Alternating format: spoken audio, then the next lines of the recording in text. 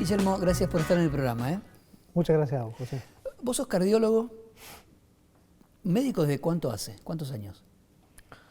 Desde el año 79 70, hasta acá, que no saqué la cuenta. son como pero 40, mucho. 40 años, 40 Mucho, años de justo. médico. Y en un momento te diste cuenta que la cosa no pasaba solo por el cuerpo, ¿no?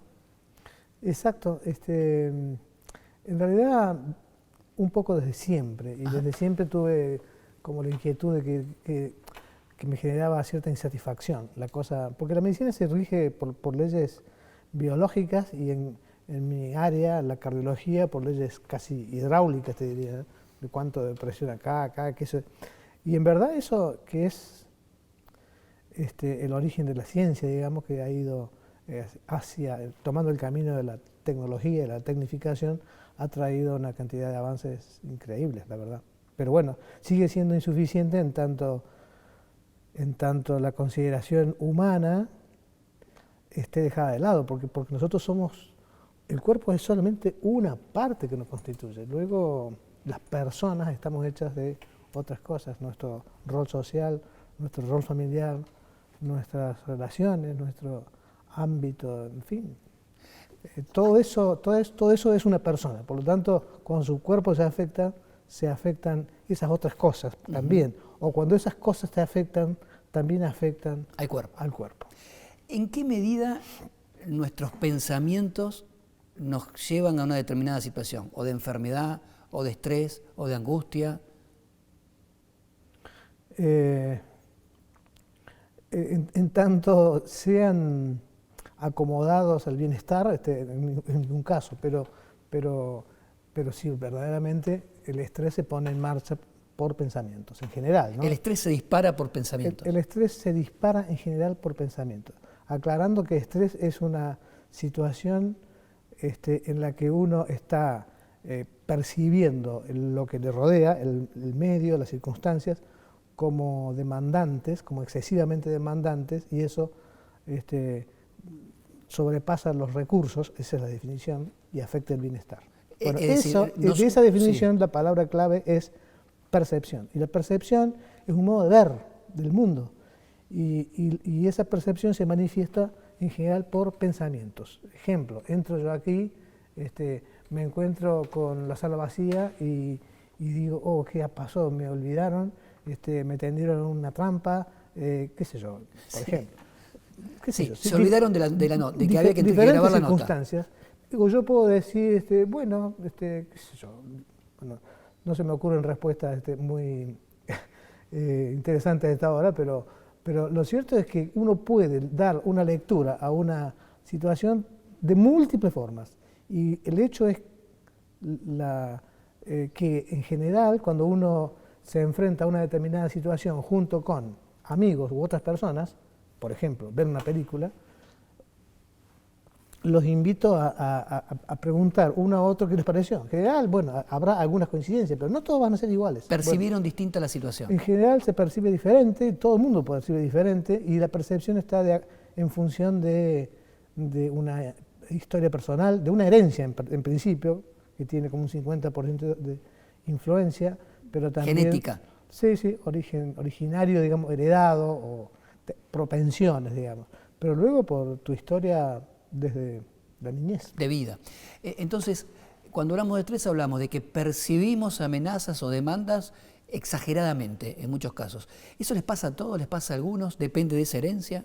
Depende de esa herencia en particular, pero le pasa, digamos, un 20 o 30% de la población. Es una de los condicionantes psiquiátricos, digamos, de la patología, de la psicopatología, es la más prevalente, o sea, la que está en más porcentaje en la sociedad. ¿Y esto se ve cada vez más? Digo, si uno compara con hace 30, 40 años, ¿o no necesariamente? Es probable, no tengo esas cifras, esas estadísticas, si esto es una enfermedad creciente, un trastorno, digamos. Pero sí, la ansiedad es la más frecuente. Lo que pasa es que la ansiedad es un abanico donde hay, no sé, 50, 60 posibilidades diferentes, porque hay ansiedades generalizadas y luego fobias específicas, qué sé yo, al picaporte, por pensar que tiene virus o bacterias, por ejemplo. Todas esas cosas existen, a las arañas, hay gente que... Sí, claro, a los sapos. Sí, bueno, cada uno tiene una... Todo eso entra dentro de la gran del gran espectro de la ansiedad, del síndrome de ansiedad. ¿Y qué te genera en el cuerpo estar en un constante estado de estrés, ansiedad, alerta? Básicamente, en términos físicos, ¿qué pasa en el cuerpo? En términos físicos, lo que pasa es que como todos, o sea, no necesariamente debe estar pasando nada. En general, la ansiedad, por definición, es algo orientado al futuro, es algo que puede pasar. Que creemos que puede pasar. Lo que yo pienso que puede pasar. Por ejemplo, tengo una entrevista laboral dentro de 2 días y yo me preparo para eso haciendo lecturas negativas, por ejemplo. Bueno, esos son solo pensamientos o sentimientos, pensamientos de amenazas, sentimientos que no voy a poder, o bueno, esas cosas. O que vaya a saber que eso genera una cascada de acontecimientos biológicos. ¿Cuáles? De acontecimientos biológicos. Para comenzar, activación de un sistema que se llama adenohipófiso adrenal, o sea que comienza en el cerebro pero termina finalmente en una activación general del organismo que lleva al aumento de hormonas que se llaman simpático-miméticos como adrenalina, noradrenalina, etcétera, y también de cortisol.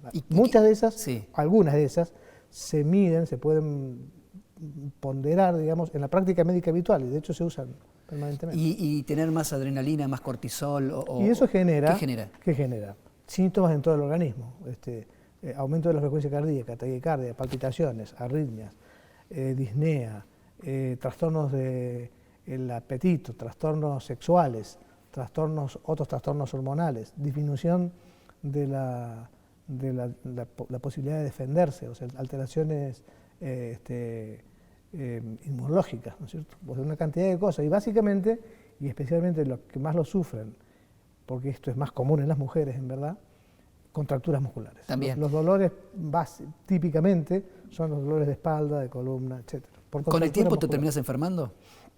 No necesariamente, pero bueno, es más probable, especialmente por la depresión inmunológica que trae, que eso lleva a tener más facilidad para contraer enfermedades. Pero eso es a largo plazo, ¿no? El estrés es eso, porque el estrés tiene 2 componentes. Uno que es lo inmediato, yo estoy ahora más estresado que si estuviese en mi casa. Ajá. Y lo mismo vos en este momento. Normal. Y eso es un fenómeno normal. Eso es bueno, porque uno se activa, está más conectado, todo eso es un fenómeno normal y es lo que uno utiliza para poder enfrentar y defenderse, etcétera, discutir lo que demande el día, ¿no es cierto? Pero eso no puede trasladarse a largo plazo, eso tiene que desactivarse poco tiempo después de la situación esa. Vamos ahora a hablar de meditación, o de esto que está tan en boga que se llama mindfulness o mindfulness. Primero, ¿qué es la meditación? ¿Qué es meditar? La práctica es una práctica milenaria y la practican millones de personas en el mundo. Obviamente viene de una tradición oriental y mindfulness es la palabra inglesa que ha traspasado todo Occidente, traducida al español como atención plena. Atención plena. Como atención plena. Y bueno, a ver, ¿cómo decir? Esto es una tradición porque esto es una cosa milenaria, pero desde que se ha incorporado en Occidente, se incorporó en ámbitos médicos, porque vieron que se conseguía mucho beneficio. Para comenzar a tener una disminución de los estados de ansiedad, y sentirse y lograr mayor equilibrio para poder ver las cosas de una manera más racional, porque básicamente estrés es un desborde emocional. Claro. Es un desborde emocional. Vemos las cosas de una manera irracional, vemos una amenaza donde no la hay. ¿Qué quiere decir atención plena? ¿Mirar un foco? No. En realidad lo que hacemos en el proceso de la meditación mindfulness, cuyo origen es la vipassana, que se llama. ¿La? Vipassana. ¿Qué Vipassana. es eso? El origen de esta tradición oriental, de origen en el norte de la India, son originalmente generado en relación con el budismo, en verdad, ¿verdad? Pero bueno, de todo eso, al budismo más bien como filosofía, pero también como religión allá, en esa parte del mundo. Pero lo que se ha hecho de eso es simplemente utilizar las técnicas, que en verdad son filosofías de vida, porque son tremendamente sabias, que tienen como algunos puntos fundamentales que nosotros sufrimos por desconocerlos, digamos, desconocerlos o no tenerlos en cuenta, como la finitud, por ejemplo. Tenemos un problema en Occidente con ese tema. Bueno, me fui un poco, pero básicamente lo que se hace con la atención plena es atender de manera progresiva en este sistema de trabajo. Se comienza por la atención en uno mismo, en la respiración de uno mismo, luego por el cuerpo recorrido de una manera más o menos sistemática, y luego en el medio ambiente, en el aire que te rodea. Uno puede ir haciendo atenciones, qué sé yo, a la flor que está perfumando el ambiente, o al pino que está a la salida de tu casa y que jamás ves. O sea, intencionalmente generar focos de atención. Prestarle atención a algo. Prestarle atención a algo. Y eso termina con el prestar atención a tus pensamientos y tus sentimientos, que es como la parte más rica y más psicoterapéutica, digamos, del asunto. Porque eso genera bienestar. La atención uno tiene que ejercitarla. De hecho, a veces uno cuando atiende involuntariamente algo en el trabajo, o en la lectura, o en lo que sea, o está escribiendo, uno está enfocado. Pero cuando uno está enfocado en algo, o haciendo artesanía, cuando uno está haciendo algo con la mano especialmente, pintando mandalas o haciendo cualquier cosa con la mano, uno nunca está mal. Fíjense, normalmente uno cuando está atendiendo fijamente algo, se siente bienestar. Bueno, ese hecho es categórico. Cuando uno, eso lo hace uno involuntariamente, pero durante la meditación lo que uno hace es ejercer voluntariamente, deliberadamente, diferentes focos de atención. Hacemos un corte y seguimos enseguida. Bueno, estuvimos hablando inicialmente de qué es el estrés, cómo los pensamientos nos juegan una mala pasada, porque tendemos a ver riesgos o demandas excesivas en donde generalmente no hay. Terminamos hablando de cómo la meditación, y en este caso la atención plena, puede calmar la mente. ¿Cómo lo puedo describir? Ejerce, en principio, estas son las cosas que esto ha llegado a Occidente, por supuesto a centros en Estados Unidos, y se ha comenzado a estudiar hace cerca de 40 años, un poco más. Y lo que se hicieron trabajos con gente, con principiantes meditadores, pero también con monjes. O sea, se utilizó diferentes grupos de gente con diferentes grados de entrenamiento. Y en todo se ve fenómenos similares desde el punto de vista del funcionamiento cerebral. O sea, que la meditación cambia el funcionamiento cerebral. ¿Cambia a largo plazo? No, cambia inmediatamente. Cambia en el momento, digamos. Obviamente, y se logran mayores cambios en tanto hay más entrenamiento, ¿no? Pero sí, hay cambios fisiológicos que hacen que la mente se calme. Todo el que lo prueba, prueba que tras 10 minutos de meditación uno está diferente.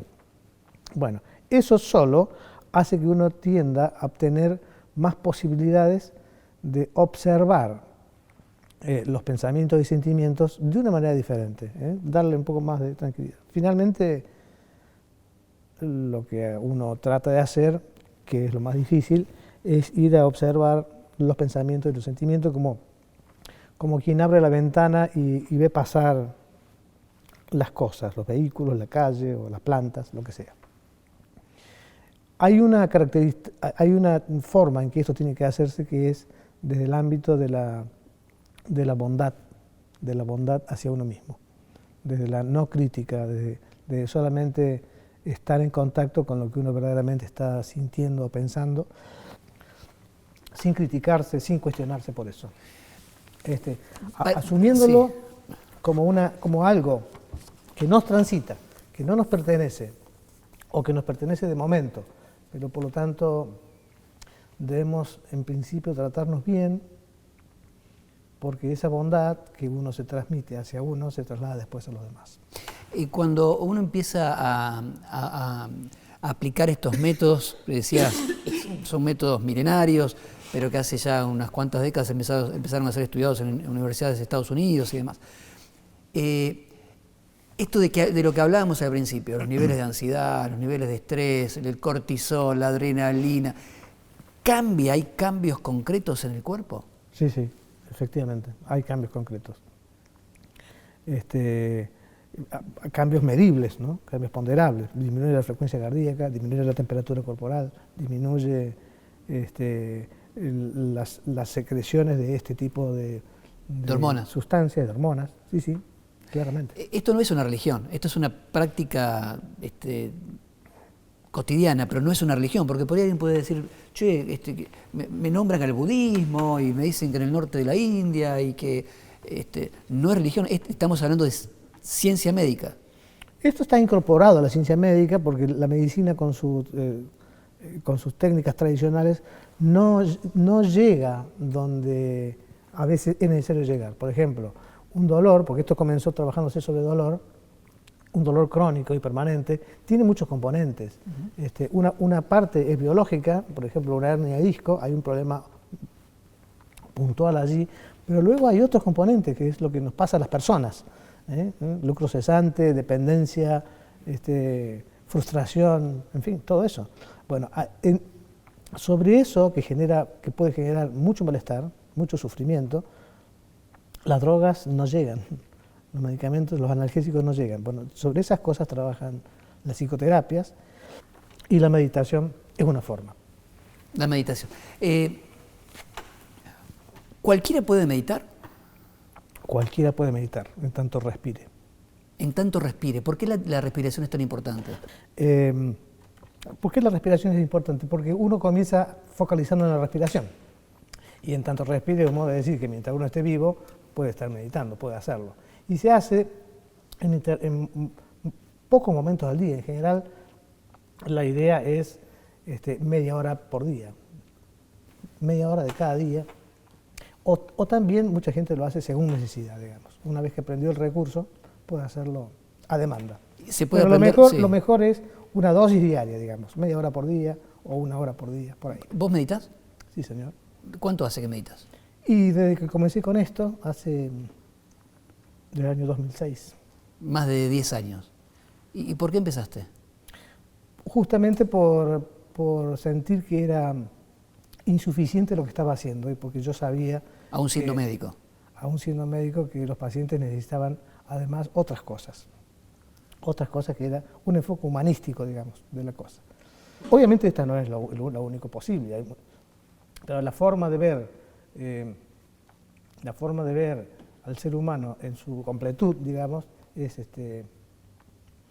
bastante más sabia que la organicidad de un problema puntualmente biológico. Hay otras cosas.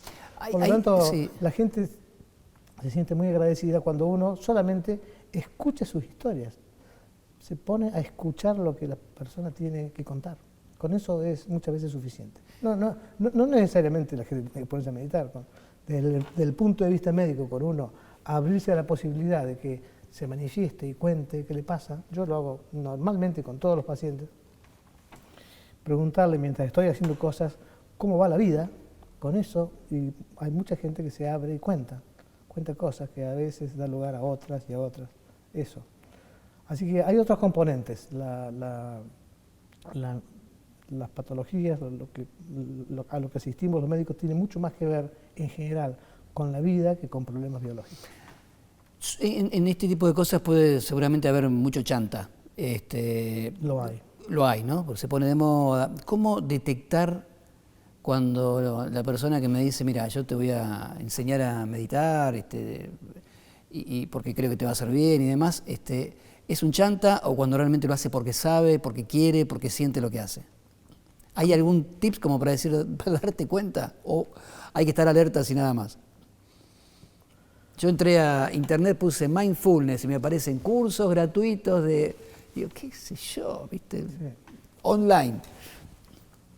Tal vez, bueno, en general, estos cursos que están originados en la Universidad de Massachusetts y comenzaron en el año 1979, están originados en un centro académico. Y todas las personas que han pasado por esos centros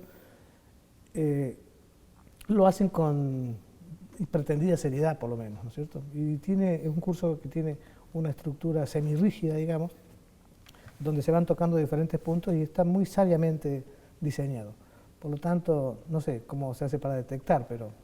Estar alertas.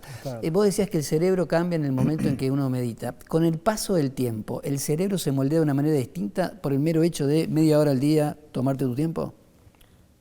En los meditadores de muchos años, de mucho tiempo, sí, hay cambios incluso morfológicos. ¿Morfológicos? Cambios funcionales y luego cambios morfológicos. Que eso se detecta con resonancia magnética, con estudio de imágenes.